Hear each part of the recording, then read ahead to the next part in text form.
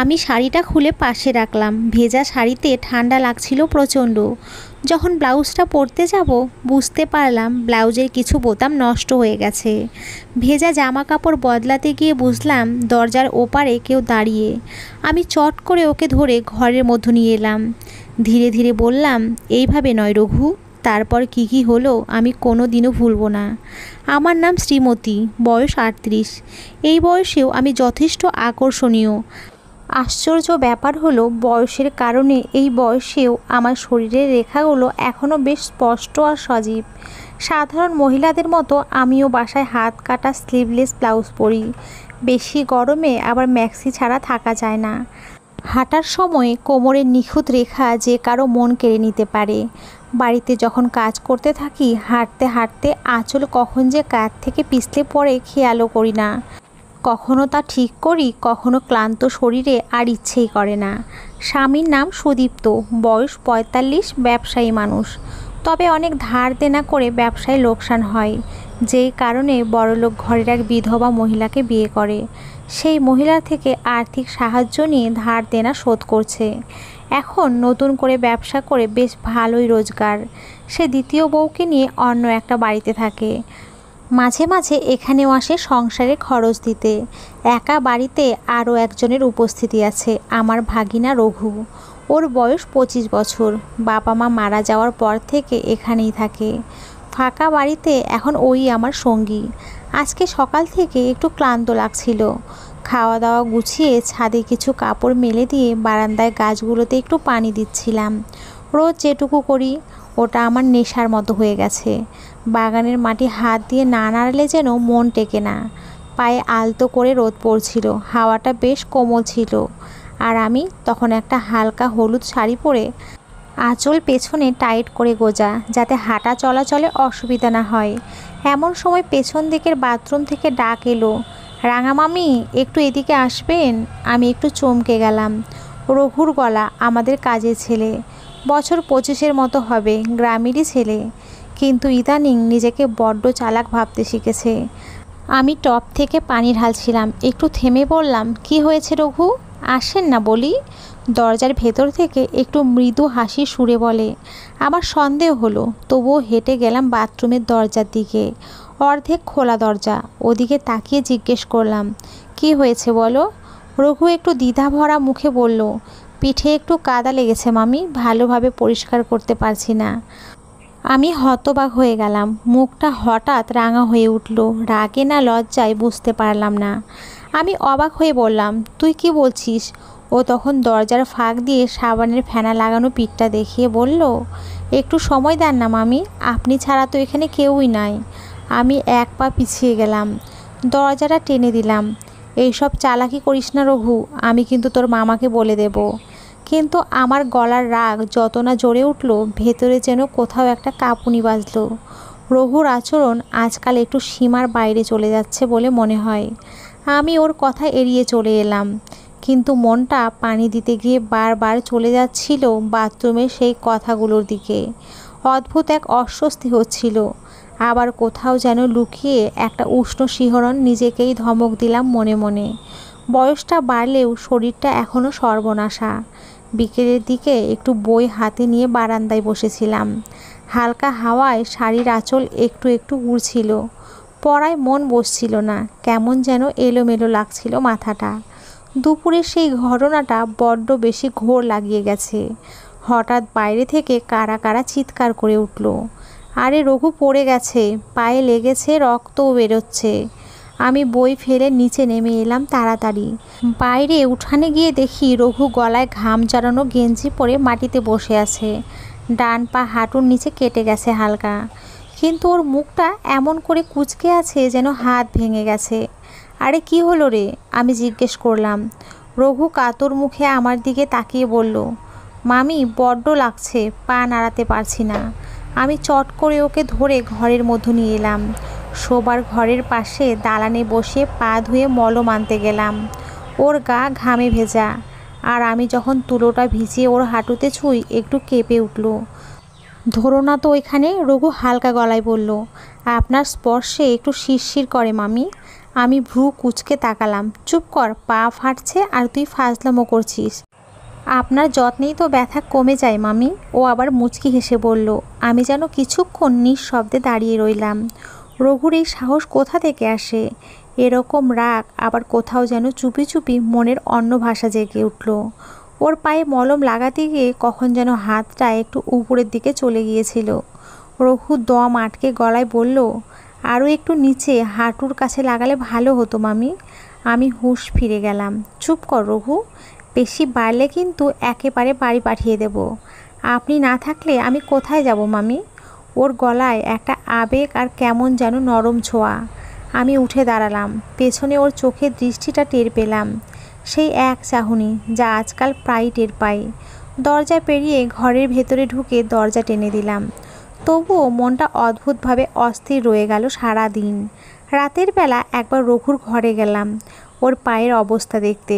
দেখলাম হেলান দিয়ে শুয়ে আছে, আর পা বেশ খানিকটা ফুলে গেছে। একমাত্র ভাগনা বলে একটু মায়া হলো। বললাম, তুই একটু বস, আমি তেল নিয়ে আসছি, মালিশ করে দিলে ভালো হবে। রান্নাঘর থেকে মালিশ করার জন্য তেল নিয়ে ওর পা মালিশ করতে লাগলাম। কখন যেন আঁচল একটু সরে গেছে, টের পেলাম না। তেল নিয়ে ওর পা মালিশ করতে লাগলাম। কখন যেন একটু আঁচল সরে গেছে, টের পেলাম না। আমি ওর সাথে কথা বলছিলাম, কিন্তু রঘুর কোনো সাড়া নেই। আর চোখে দেখি ও কিছুটা গম্ভীর মুখে তাকিয়ে আছে। জানিও না ঠিক ও না ঠিক কোথায়। হাতে তেল থাকায় আঁচল ঠিক করতে পারলাম না। আর একটু লাগাবো নাকি? একটা কাশি দিয়ে বললাম। ধ্যান ছেড়ে বলল, তেল দিয়ে লাগালে ভালো হবে। আনমনে বলল নাকি ইচ্ছা করেই? আমি একটু ইতস্তত হয়ে বললাম, হয়েছে আজকের মতো, কালকে আবার করে দেব। এই বলেই উঠে চলে গেলাম। কিন্তু মনের মধ্যে একটা অনুভব হলো, যেন রঘু আমার শৈল্পিক কোমরের রেখার মাঝে হারিয়ে আছে। রঘুর সেবা যত্ন করতে করতে এক সপ্তাহ কেটে গেছে। আজ দুপুরে সূর্যটা একটু বেশি জ্বলছিল। আজ মোটামুটি হাঁটতে পারে। বাড়ির সব কাজ সেরে স্নান করতে চলে গেলাম। যখন ব্লাউজটা পরতে যাব বুঝতে পারলাম ব্লাউজের কিছু বোতাম নষ্ট হয়ে গেছে। তবুও কোনো রকমে পরে কাপড় পেঁচিয়ে ঘরে চলে এলাম। ভাবলাম অন্য কোনো ভালো একটা পরবো, কিন্তু কপালে তার জুটলো না। কেননা আগের সব ব্লাউজগুলোই এক একটা এক এক রকম সর্বনাশ হয়েছে। এক একটা ব্লাউজ এক এক রকম সমস্যা করছে। বোতাম খুলে যাচ্ছে, কোথাও টাইট হয়ে যাচ্ছে, কোথাও সেলাই আলগা। কোনো উপায় না পেয়ে একটা দিয়ে চালিয়ে নিলাম। আমি পরশু রঘুকে দিয়ে একটা পুরনো স্পেশাল ব্লাউজ পাঠিয়েছিলাম শ্যাম্যবাবুর দর্জির দোকানে। খুব ভালো মাপ নিয়ে নতুন 4টে বানাতে বলেছিলাম। আজ দুপুরে যাওয়ার কথা ছিল, তাই হালকা গুছিয়ে একটা গোলাপি সুতির শাড়ি আর ম্যাচিং করা একটু স্মার্ট ফিট হাতা কাটা ব্লাউজ পরে বের হলাম। গরমে আরামদায়ক লাগছিল। দর্জির দোকানটা ছোট, কিন্তু শ্যামবাবু খুবই মনোযোগী লোক। 45 ছুঁই ছুঁই বয়স, চশমা পরে একটু বেশি কথা বলেন। তবে ঘরের ভেতরে কাপড় আর আতরের গন্ধে নরম ঘরোয়া ভাব ছড়িয়েছিল। আমি দোকানে ঢুকতেই শ্যামবাবু চোখ তুলে তাকালেন। একটু সময় নিয়ে বললেন, উফ রাঙা মামি, আপনাকে গোলাপি রংটা যেন আলাদা করে ভালো লাগে, কি আর বলবো। আমি হেসে বললাম, তা আপনি রঙও ধরেন এখন? না না, আমি তো মাপ ধরি, আর সেই মাপ ভুল হওয়ার উপায় নেই। বলেই চোখ দুটো একটু নিচের দিকে নামিয়ে আবার ব্লাউজের দিকে ফিরলেন। সামনের টেবিলে রাখা 4টে নতুন ব্লাউজ হাতে নিয়ে আমাকে বললেন, এই যে মাপ মতো করেছি, তবে একটা একটু টাইট বানিয়েছি। আপনার যেটা ভালো লাগে সেটাই পরে নেবেন। আমি বললাম, একটা পরে দেখি। শ্যামবাবু বললেন, ওই তো পেছনে কাপড় বদলানোর ঘর, যান দরজাটা বন্ধ করে নেবেন। আমি একটার ভেতরে ঢুকে ব্লাউজটা পরে দেখলাম সত্যি একটু টাইট হয়েছিল। আঁচল না থাকলে বেশ অস্বস্তিকর লাগতো। বের হয়ে এসে বললাম, এইটা একটু বেশি ফিটিং হয়ে গেছে না? শ্যামবাবু চোখ নামিয়ে বললেন, আসলে ওই মাপটাই গিয়েছিল মনে হয়। তবে এমন সুন্দর ফিগারে একটু টাইট হলে বেশি মানিয়ে যায় মনে হয়। একটু চুপ থেকে আবার বললেন, আপনার মতো তো আর সব মেয়েদের হয় না রাঙা মামি। একটা অস্বস্তি ছড়ালো শরীর জুড়ে। মনটা হালকা করতে ইচ্ছা করছিল। বুকের ভেতরে যেন একটা চাপ অনুভব করছিলাম। চোখাচোখি হতেই ওর চাহনিতে আমি লজ্জায় গলে যেতে লাগলাম। চুপ করে 4টে ব্লাউজ নিয়ে বের হয়ে এলাম। পেছন থেকে শ্যাম্যবাবুর গলার আওয়াজ, আর একবার আসবেন রাঙা মামি, যদি কখনো কিছু ঠিকঠাক না হয় আমি দেখে দেব। ঘরের পথে হাঁটতে হাঁটতে মনে হচ্ছিল আমার উপস্থিতি যেন অনেকের মধ্যে ভিন্ন কিছু জায়গায় আর আমি শুধু নিঃশব্দে সেই অস্বস্তির ভেতরে হেঁটে যাই। সকাল থেকে রঘুর মুখে একটাই কথা, মামি চলেন না একবার সিনেমা দেখতে যাই। শাকিব খানের তাণ্ডব এসেছে, কি নাচ কি গানের কায়দা! আপনি একবার দেখলে আপনারও মন ফুরফুরে হয়ে যাবে। আমি প্রথমে না করেছিলাম, তাও রঘুর মুখ দেখে মন গলেই গেল। শেষমেশ মনে মনে ভেবেছি অনেকদিন পর বাড়ির বাইরে একটু বের হব, ভালোই তো। একটা হালকা সবুজ রঙের পাতলা হালকা রঙের সাথে ম্যাচিং সালোয়ার আর গলায় একফালি ওড়না। রঘু পরেছে হালকা নীল জিন্স আর গায়ে ফিনফিনে ছেঁড়া টাইপ গেঞ্জি। একটু বেশি স্মার্ট ভাব ধরেছে ইদানিং। সিনেমা হলের সামনে গিয়ে দেখি প্রচুর ভিড়, মানুষ যেন ঢল দিয়েছে। হাত ধরে টান দিয়ে ভেতরে টিকিটের লাইনের দিকে নিয়ে গেল রঘু। ভিড়ের মাঝে একটু একটু করে ঠেলে নিয়ে গেল আমাকে সামনে। কিছু জায়গায় শরীর লেগে যাচ্ছিল ভিড়ের মধ্যে, একটু একটু করে গা ঘেঁষে যাচ্ছিলাম। আমিও একটু পিছিয়ে দাঁড়াতে চেয়েছিলাম। ওর কণ্ঠটা কানে আসলো, এই ভিড়ে তো আপনি হারিয়ে যাবেন মামি, আমার সাথেই থাকেন। টিকিট কেটে দেখি আমাদের সিট একদম পেছনের সারিতে। অন্ধকার হলের ঠান্ডা ঘরে আমরা পাশাপাশি বসলাম। চারপাশে গুঞ্জন, হাসাহাসি আর সিনেমার আলো আঁধারিতে চোখ ধাঁধিয়ে যাওয়া একটা আবহ। ছবির প্রথম দিকটা বেশ রঙিন, নাচ গান সংলাপ। আমার মন পড়ে থাকলো পর্দায় কিছুক্ষণ, তারপর টের পেলাম রঘুর হাত আমার হাতের খুব কাছে। আর একটু পরে আমার আঙুলে ওর আঙুল ছুঁয়ে যাচ্ছে। একটু হঠাৎ করে আমি সরিয়ে নিলাম হাত, কিন্তু অন্ধকারে সেই টান ঠিক তেমন ভাবেই আবার ফিরে এলো। এবার ওর কনুইটা এবারও আমার পাশে ঠেকছিল।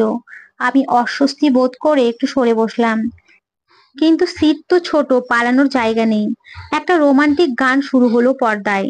নায়িকা চোখ বুজে আছে, ঠোঁটের কোণে কাঁপুনি। ঠিক তখনই ওর আঙুলটা যেন অসাবধান ভাবে কনুই ছুঁয়ে গেল। আমি একটু গা সরিয়ে নিলাম। এমন ভাবে বসে আছি যেন শরীর শক্ত হয়ে আছে, চোখটা আধ বুঝে, কিন্তু মনটা ধীরে ধীরে আমি আছি যে ধীরে ধীরে গলে যাচ্ছে। রঘুর মুখ আমার মুখের খুব কাছে, ওর নিঃশ্বাস খুব কাছে ছিল। এমনকি মাঝে মাঝে মন ছুঁয়ে যাচ্ছিল যেন। একটু অস্বস্তিও হচ্ছিল। আমি চুপ করে রইলাম, নিজের মধ্যে গুটিয়ে গেলাম যেন। পাশের লোকজন জানেও না এই অন্ধকারে কিছু অনুভব হয় যা আলোয় ধরা পড়ে না। ভেতরে কোথাও একটা ঝাঁকুনি দেয়। রঘুর সাহস এখন যেন ছুঁয়ে যাচ্ছে সীমা। আমি ধীরে ধীরে বললাম, এইভাবে নয় রঘু। ওর উত্তর আসেনি, কিন্তু হাতটা একটু শক্ত করে জড়িয়ে ধরেছে আমার হাতের উপরে।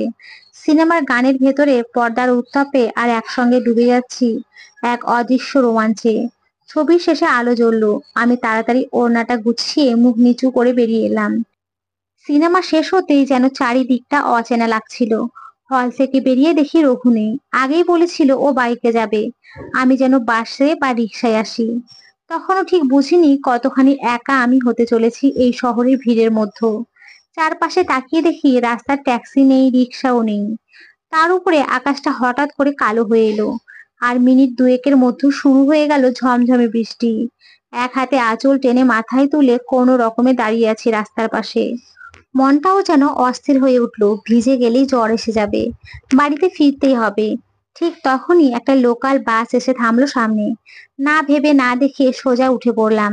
বাসে চড়ে বুঝলাম জায়গা একদমই নেই। ততক্ষণে ভিড় এত বেশি যে নিজেকে ঠিক মতো সামলানো যাচ্ছে না। কোনো রকমে নিজেকে গুটিয়ে একটু দাঁড়ালাম মাঝখানে। শাড়ির আঁচল সামলাতে সামলাতে কিছুক্ষণ পর বুঝলাম চোখ যেন সবার আমার গায়ে আটকে গেছে। পিছন থেকে একজন হেল্পার এসে বলল, দিদি ভাড়া দিন, বারুইপুর পর্যন্ত 30 টাকা। আমি ব্যাগ থেকে টাকা বেরই করছিলাম, ঠিক তখনই কোনো এক ক্রমেই আমার পিঠে কিছু ঠেকলো। বুঝলাম ইচ্ছে করে। আমি ধীরে বললাম, এভাবে আসবেন না প্লিজ। ওর ঠোঁটে ছিল অদ্ভুত এক হাসি। গলা নিচু করে বলল, কি করব বলুন, ভিড় তো দেখছেনই, আর আপনার মতো দিদিদের সামনে থাকলে সামলানো মুশকিল। কিছু বললাম না, ভেতরে ভেতরে আমার শরীরটা জমে যাচ্ছিল। ঠিক তখনই বাস এক ঝাঁকুনি খেলো। সামনে দাঁড়ানো এক পুরুষের গা এসে ঠেকলো আমার বুকের কাছে। এক মুহূর্তের জন্য শ্বাস বন্ধ হয়ে এলো। আমি এক পা পিছিয়ে দাঁড়ালাম। একটা ছেলে পাশ থেকে বলে উঠলো, মাফ করবেন, ইচ্ছা করে না, জায়গা তো দেখি নাই। কিন্তু তার চোখ আমার বুক থেকে সরছিল না। হেল্পার আবার এসে দাঁড়ালো একদম কাছে, বলল, দিদি শাড়িটা ঝুলে পড়েছে, একটু ভাবুন তো কোথাও সমস্যা হচ্ছে কিনা। আমি মুখ ঘুরিয়ে চুপ করে রইলাম। প্রতিবাদ করতেও ভয় লাগছিল, আবার চুপ করে নিজেকে অপমানিতও লাগছিল। বাসের প্রতিটা ঢেউয়ে কে যেন কিছুটা স্পর্শ করে যাচ্ছে। পাশে অস্বস্তি বাড়ছিল। এদিকে পাশের লোকটা পায়ের উপরে চাপ দিয়ে দাঁড়িয়েছে, আর আমি সেই একইভাবে দাঁড়িয়ে আছি, চোখ বন্ধ করে, ভেতরে ভেতরে কাঁপছি। লোকেরা আমাকে ছুঁয়ে যাচ্ছে, কিন্তু কেউ আমার নাম জানে না, জানার প্রয়োজনও বোধ করে না। ভিজে শাড়িতে ঘামের ছোঁয়া শরীরের সঙ্গে লেগে আছে, অস্বস্তি ও গরম লাগছে। বাসটা যেন থামছেই না। ভেতরে তাপ, ঘাম, চোখের কামনা, আমি যেন আগুনে দাঁড়িয়ে আছি, অথচ নড়তে পারছি না। শুধু ভাবছিলাম বাড়ি কবে পৌঁছাবো।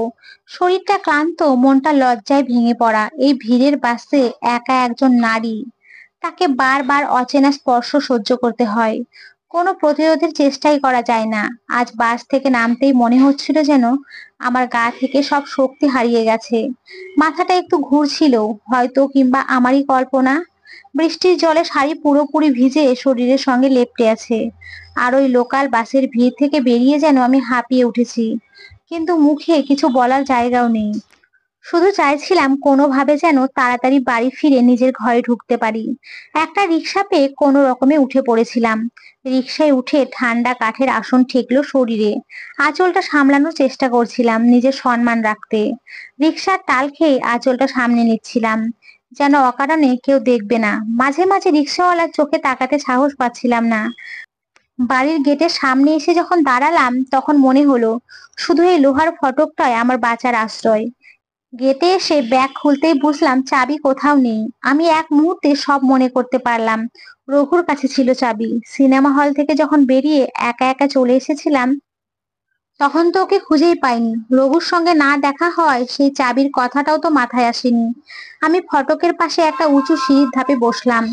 জল গড়িয়ে গড়িয়ে গায়ে লাগছিল, চুল থেকে ফোঁটা ফোঁটা বৃষ্টি পড়ছিল গালে গালে। আমার আঁচলটা ভিজে গিয়ে কাঁধে টিকে থাকছিল, কেবল শীতে কাঁপছিল শরীর।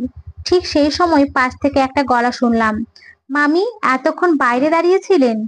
রঘু, আমি ওর দিকে তাকালাম। ভেতরে যে কষ্ট ছিল, যে অস্বস্তি, যে রাগ, সব যেন মুখে ফুটে উঠলো। কিন্তু বললাম, তুই তো সিনেমা হলে ছিলিই না, চাবিটা তো তোদের কাছেই ছিল। আমায় এভাবে ফিরে আসতে হলো রঘু।